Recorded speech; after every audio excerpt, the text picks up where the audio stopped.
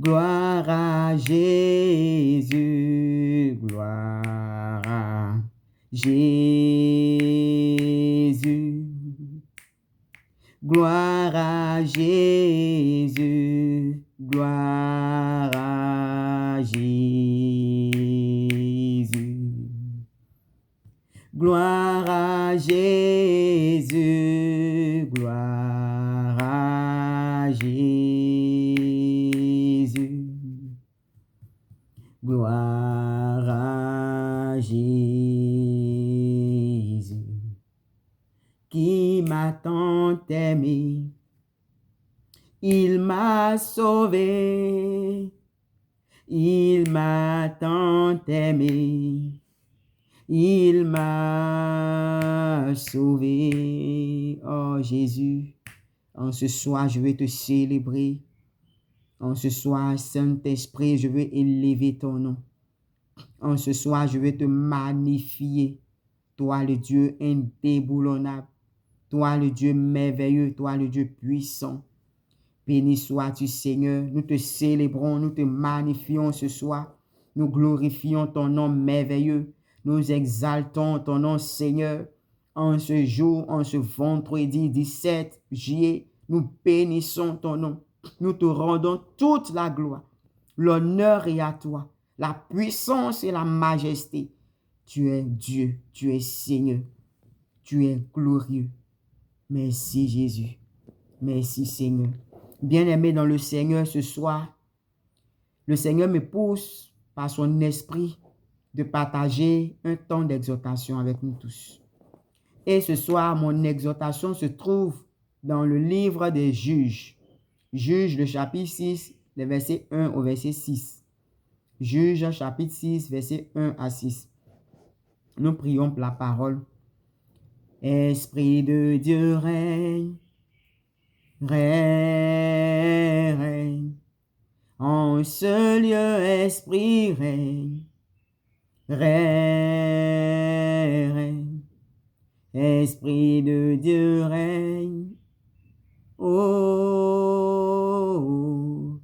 dans ma vie, esprit règne, règne. Illumine les yeux de mon cœur. Esprit de Dieu règne, règne.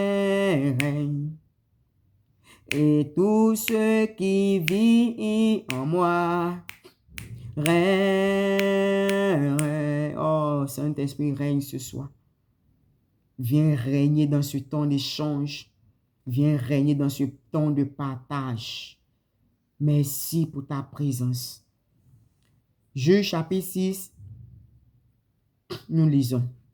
Les enfants d'Israël firent ce qui déplaît à l'Éternel. Et l'Éternel les livra entre la main de Madian pendant 7 ans. La main de Madian fut si puissante contre Israël. Pour échapper à Madian, les enfants d'Israël se retirèrent dans les ravins des montagnes, dans les cavernes et sur les rochers fortifiés. Quand Israël avait semé, Madian montait avec Amalek, les fils de l'Orient, et ils marchaient contre lui. Ils campaient en face de lui, détruisaient les productions du pays jusque vers Gaza, et ne laissaient en Israël ni vivre, ni brebis, ni bœufs, ni ânes, car ils montaient avec leurs troupeaux et leurs tentes. Ils arrivaient comme une multitude de sauterelles. Ils étaient innombrables, eux et leurs chameaux, et ils venaient dans le pays pour le ravager. Israël fut très malheureux à cause de Madian, et les enfants d'Israël crièrent à l'Éternel. Amen.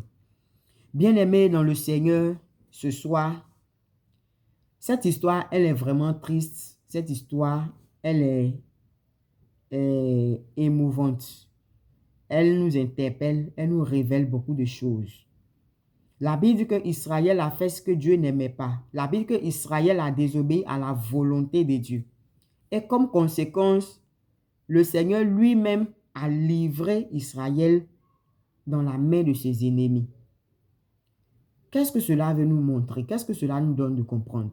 Cela nous donne de comprendre que toute désobéissance, tout péché, toute action que nous posons, que Dieu n'aime pas, que Dieu estime comme péché, que Dieu qualifie de péché, ces actions-là font quoi? Nous donnent ou bien donnent le droit légal à l'ennemi de pouvoir nous accabler.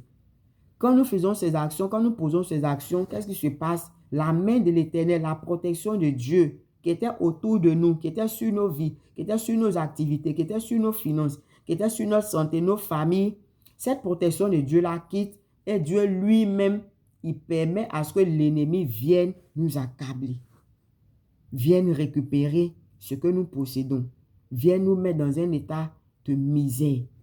Alléluia. Bien-aimé, le péché est dangereux. Le péché est dangereux. Le péché est quelque chose que nous ne devons pas pratiquer. Le péché est quelque chose que nous devons fuir. Parce que le péché donne l'accès à l'ennemi de nous avoir. Le péché donne libre cours à l'ennemi de posséder nos biens, nos finances, nos avoirs, tout et tout. Alléluia. Dans ce texte, c'est ce qui se passe. Israël a péché et Dieu l'a livré.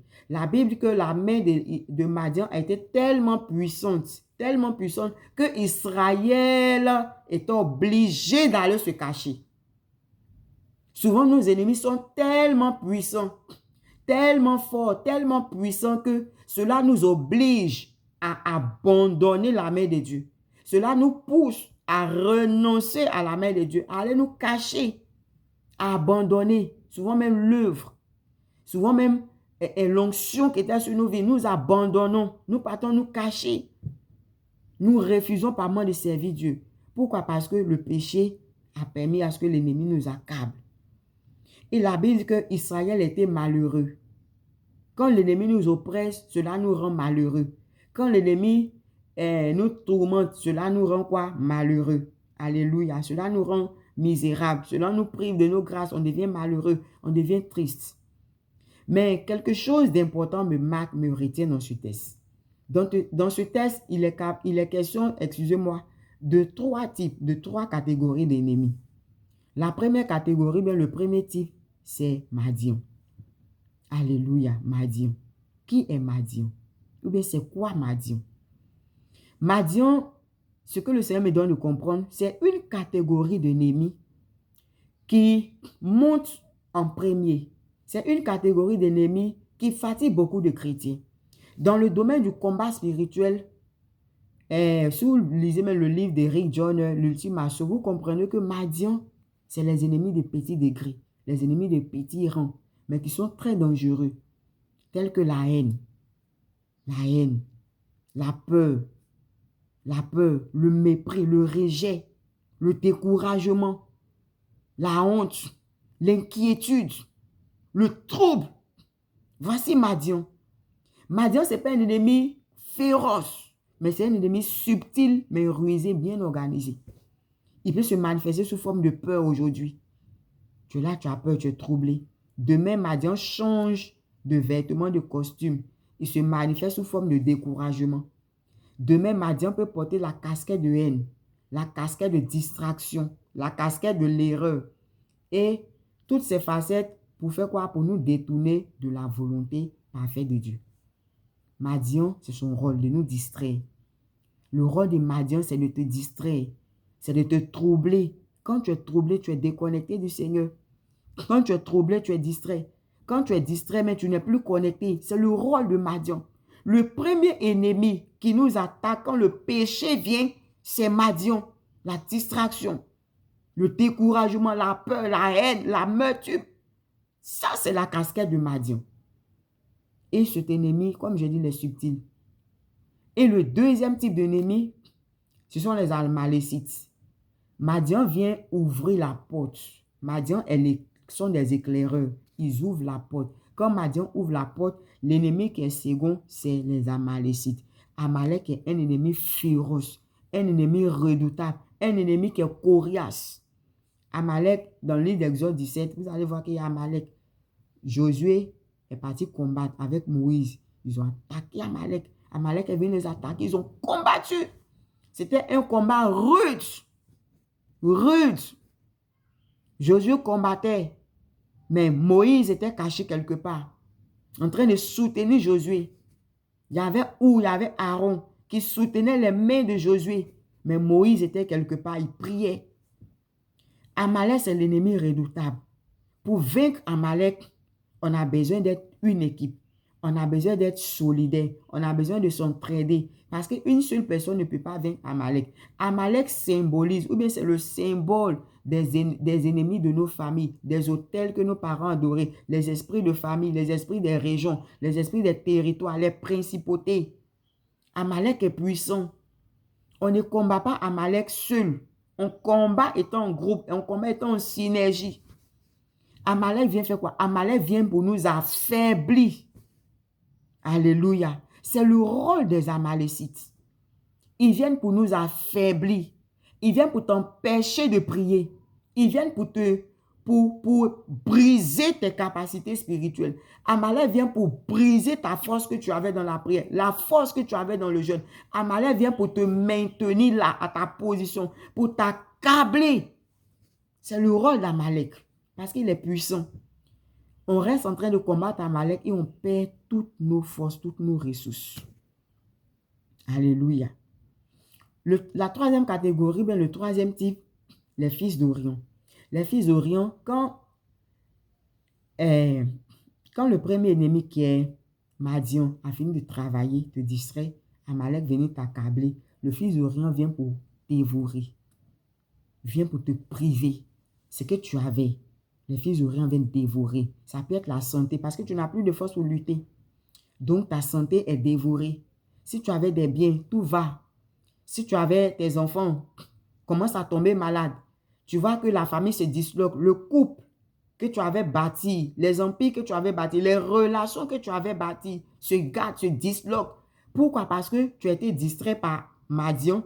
Tu as perdu tes forces face à Amalek et les fils d'Orion viennent briser, détruire. Aujourd'hui, tu te lèves ça, tu n'as plus de force. Ça se gâte, ceci se gâte, ceci se gâte, ceci est brisé, ceci est brisé, ta santé est brisée, ton travail même, les fils d'Orion vont chercher à gâter, ton couple va commencer à être tourmenté, perturbé.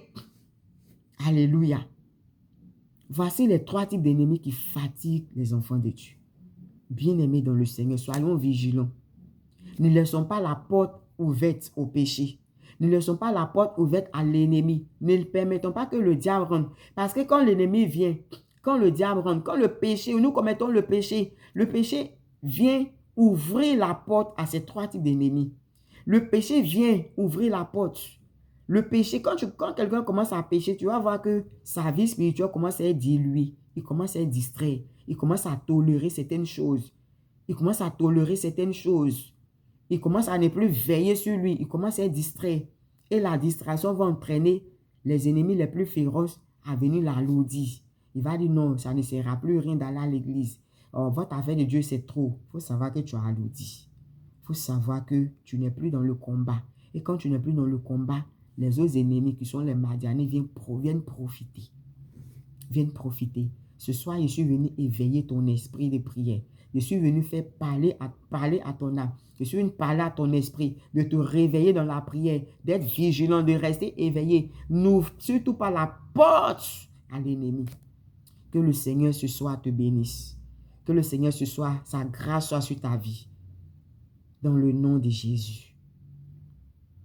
Merci Jésus. Amen.